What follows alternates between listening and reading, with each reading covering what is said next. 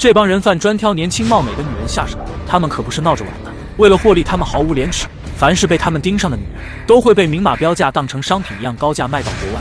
接下来带大家看一看，一些手无寸铁的薄弱姑娘们要如何反击歹恶的人贩。开局，一个金发碧眼的女人十分惊慌地在沙漠中被一辆车追着跑，汽车没有去路，她便下车追逐。可貌似金发已经跑了很远，体力早已透支，而她在慌乱的阵脚中失足扎在了树枝上。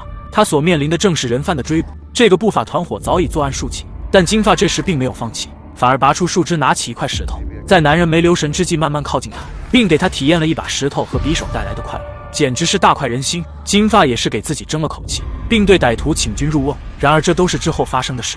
二人正商量着准备出去旅游，殊不知这一去凶多吉少。歹徒再一次接到了高额订单，他们准备猎捕10个年轻貌美的女子，并在运输船上把她们非法走私到买家手里。几人收拾好行李后，直接来到了沙滩上。不料他们嬉笑玩耍中已经被男人盯上了，便开始商量作案时间。这边一个球飞了过来，卷毛以捡球作为借口前来搭讪。小塔就是电影开始时那个逃亡的女人。二人被卷毛的热情拜访没有产生丝毫怀疑，还夸小塔是做模特工作的，从他的语气中听起来是个好人。当他的聊天放松了二人戒备心后，便指出他弟弟的酒吧就在附近，表示希望请二人小酌一杯，于是被他们给拒绝了。你永远猜不到，这么一个能说会道的卷毛，竟是人贩的同伙，而他就没打算放过他们，愣是光天化日之下准备作案。小卡的母亲多次叮嘱他徒步旅行要小心，但他依然没有放在心上，于是就问也没问，直接给陌生人开了门。这边他被迷晕了，小塔放着音响愣是没听见，可半天不见闺蜜身影的他只好前去查看状况。没过2秒，他也成了釜底鱿鱼。所以千万不要认为这种案件不常发生就放松警惕，可见他们作案之娴熟，不但避之不及，且只是分分钟的功夫就被直接带走。路上不知开车跑了多远，二人被带到了歹徒中转窝点。一旦到达这里，可就由不得他们。同样作为受害者的女人中又多了2人，他们各自的母亲因联系不上家人，开始担心人贩不会伤害他们，他们需要完好的身体，从而给买家出售更高的价格，却背后以验货的卑劣口吻对受害者实施侵犯。女人清楚地知道他们即将面临什么。这时小卡才恍然大悟，她不但要面临闺蜜的遭遇，且之后被送到哪里还尚未可知。这个衣冠禽兽也拿到了自己的赃款，而秃头却琢磨要不要对他下手。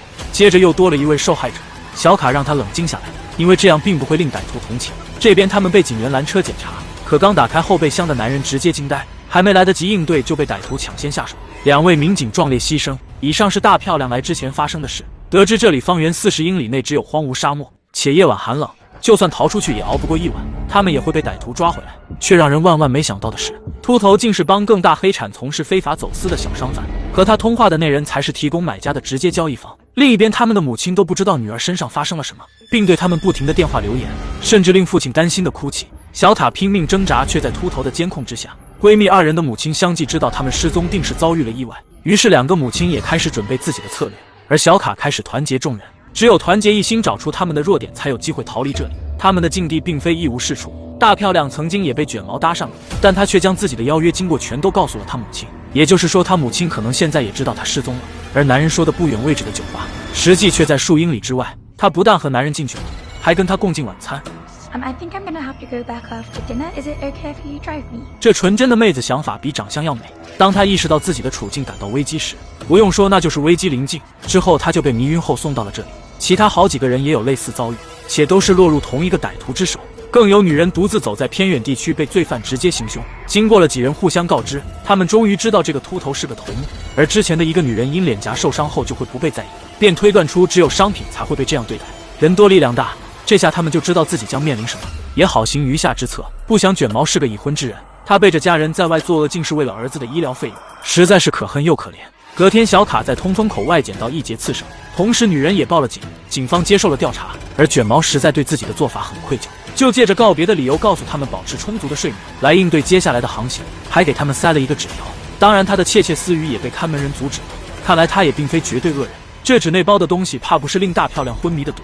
警方也是很给力，整来一车人查案。目前接到报案就有5名年轻女性失踪，可遗憾的是依然没有他们的行踪，因为他们都是独自出行，连个导游都没有，就无从查起。当地餐馆也没查到大漂亮的任何线索，甚至连商店交易记录也没有。但这并不能阻挡警方严阵以待的调查。2人已经猜到航行的意思就是他们被卖到了海外。如今有一个计策，就是在他的鞋子里放进碎玻璃，可这个计策明显不太实用。这边秃头欲对小塔图谋不轨，他挣开束缚，用酒瓶反击了他。随后他直接逃了出来，也就来到了电影开始时的那个片段。但这一切却被小卡看到了。他看到有人开车追着自己闺蜜跑，大漂亮想到了办法，对付群狼就要用兔子做诱饵。二人蹲下来向他们讨罪，别说这招还真挺管用，并让他移开了摄像头。但没过多久，秃头就发现了摄像头不对劲，跑到酒喝的大漂亮转过身后，在酒里下了毒。男人直接中计，并把毒酒给喝了。不一会儿他就晕了过去。他以为他喝大了，也就没在意。而小卡也是机智，知道他们不能让货品受伤，他们就在男人面前演了一出戏，这成功吸引了他的注意。当他打开牢房后，一个力气大的女人用刺绳解决了守卫。这边二人还在悠闲，殊不知女人们已经逃了出来，但被秃头发现了。他们快速来到这里进行了拦截。可惜的是，一群姑娘叫声不小，却愣是对几个男人束手无策，还是被堵了回去。要我说，就不能使劲的挠他们吗？最后竟只有几人逃了出来，但也比一个没跑两个强。他们分头各自逃离这里，女人也没有手软。对付这种歹徒，就是要抓住一切能离开的机会。他捡起了一根铁棍用来防身。大漂亮被牵制住的同时，二人也逃往沙漠。他们终于越过了围墙，他也给男人当头一棒，真是非常之痛快。可有腿脚好的，就有跑得慢的。不料女人脚滑了一下，直接一杵子扎在花篮里的钢筋上。还没等歹徒做什么，他倒先把自己送走了。解决了男人的大漂亮也开始朝着墙外奔跑，同时跑得慢的女人处于下风。二人前后夹击，给他逮了个正着。虽然有武器，但可能有点抡不动，还是男人的力气更大一些。同为受害者的他们也不敢贸然去帮忙。他被挟持住后，用尽力气咬断了歹徒手指，本应该抓住时机撒腿就跑，但他已经被吓乱阵脚，被男人一锤头送上了西天。看到这一幕的二人终于认清歹徒的真面目，并再次加紧了逃命的步伐。他们跑去了一个峡谷里，不是他们想要自乱阵脚，而是在紧张状态下大脑的反应会变慢，途中狡猾和撞树上都是情有可原的。小卡跑出了峡谷，来到了沙漠之屋中，室内没人，于是他从窗户爬了进去。不料开门时的警报系统直接传到秃头的手机上，这下可好，他的一举一动完全被秃头看在眼里，记在心里。大漂亮也跑去了一个破旧的尸房内，他呼喊求救，不曾想这里有人，才奇怪。于是他没有放过每一个露天房间，并进行搜索。没想到奇怪还真发生在他身上，他便祈求这个乞丐般的男人，希望他施以援手救他一命。小卡并没有注意到摄像头，还在这里吃了起来，也不知心得多大。人是铁饭是钢，不吃白不吃。大爷也听不懂他在说什么，以为他要的手机是水。他好心把他酝酿了许久时间焦黄的生命之水递给了他。饥渴的大漂亮一口闷后才发现，有点酸酸咸咸，还带点苦，不太对劲。可能是大爷赖以生存的甘露，还是得指望自己啊。这时小卡才想起，这里就是大漂亮曾经来过的地方。也就在现在，他才注意到这个摄像头。他装上食物准备离开这里，但还是晚了一步，他们已经追来。他现在生死攸关，因为脸颊受伤的原因，导致他对人贩失去了价值，这让他成为众矢之的。两个男人开始进屋寻找，小卡也藏起来躲避二人的视线。他小心翼翼地开门，却把食物不小心掉了，也成功躲开了二人视线。结果机缘巧合，认为他可能逃跑了，歹徒就准备离开这里。小卡就在他们眼皮底下逃过了一劫，还真是有惊无险。然而气急败坏的秃头也是很不情愿的，给更黑势力的 boss 请了2天假，同时也斥责了只吃饭不干活的小弟们。但大漂亮也不知怎么想的，不在峡谷中行走，反而被路上的歹徒发现。他在二人追赶的同时藏进了一个洞穴内。小卡也不再退缩，并决定和他们斗智斗勇。峡谷不大，却蜿蜒崎岖，刚好有利于藏身。可他已经找到了这里。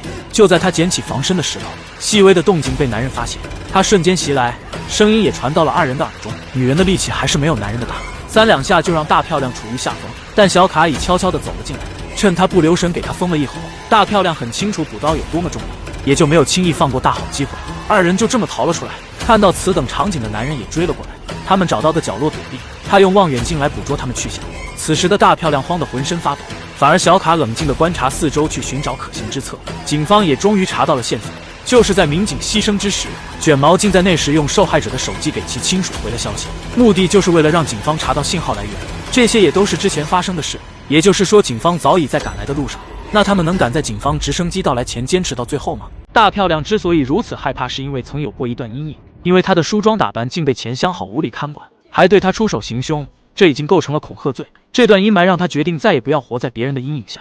说真的，穿得挺漂亮的，不用拘束。可秃头也发现了小卡在牢门上拿了个东西，他才知道自己被摆了一道。大漂亮希望小卡跟着他一起逃跑，这样天黑前兴许能跑到城镇，但小卡拒绝了，因为他同样也有一段阴影。7岁那年，姐俩下水游泳，结果却发生意外，玩伴溺水身亡。他曾做过千百次相同的梦，梦见自己跳入水中，搂着玩伴把他救上岸。可实际他为自己的逃跑而无法自拔。还记得小编同样也有一段阴影，他是我那位已故发小，最后一眼见他时，他早已在长江中间挣扎。当时我早已吓得腿软，自此以后再也没下过江。不说伤感的事了，言归正传，小卡跑去找父母是正确的选择。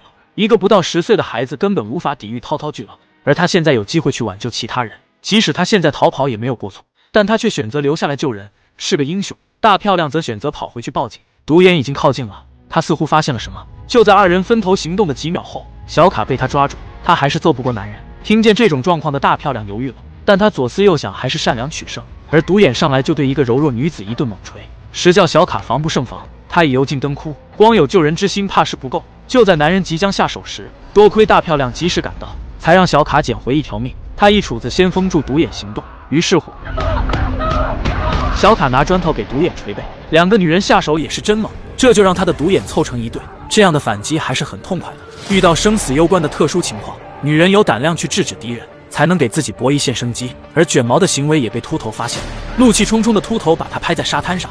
同时小卡想到他们出行定有交通工具，而当时的小塔把男人解决后就开车跑了，但他已失血过多，中途就陷入了昏迷。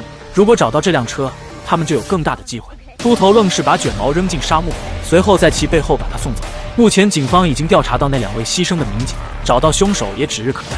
可就在秃头幸灾乐祸之际，殊不知这一枪射歪了，卷毛也算是大难不死。途中他却提前看到那辆车，可惜小塔已无生机。转眼天色已深，警方准备行动，但寒冷的夜晚他们要如何抉择？不回去便没有活路。不料卷毛又回来了，这让秃头十分恼火。常在河边走，哪有不湿鞋？卷毛就这么草率的再次被送走，这段把我看笑了，实在抱歉，但走得不冤。而他的牺牲也起到了那么点作用。藏在车里的小卡二人请秃头吃了板砖，醒来他就被绑在了椅子上。小卡给他机会让他对自己做的所有错事道歉，奈何秃头做了大哥好多年，似乎不了解老虎钳的用途，并再度对大漂亮叫嚣，不仅言语羞辱了他，还直言下次见到他要对他做些更过分的事。大漂亮再而三的提醒他道歉，这夜就接过去，但秃头脑袋瓜比卤蛋还硬，称他是个胆小鬼，不敢动手。从前那段经历如同眼前的秃头，他们嚣张的气焰让他忘不了那段伤疤。既然不道歉，那就只能让他的小老弟替他道歉了。女人没有手下留情，就让他不再完整的小鸟，陪他度过最后的时光吧。警方的直升机来得恰到好处，这部电影的爽度还是可以的。几个妹子对抗一群歹徒，多亏了他们的机智勇敢，才能在罪犯面前力挽狂澜。这就明确表达了，如果警方尚未到达时，切不可自乱阵脚，更不要狡猾或撞树上。只有保持冷静和理智，才能解决眼前难关。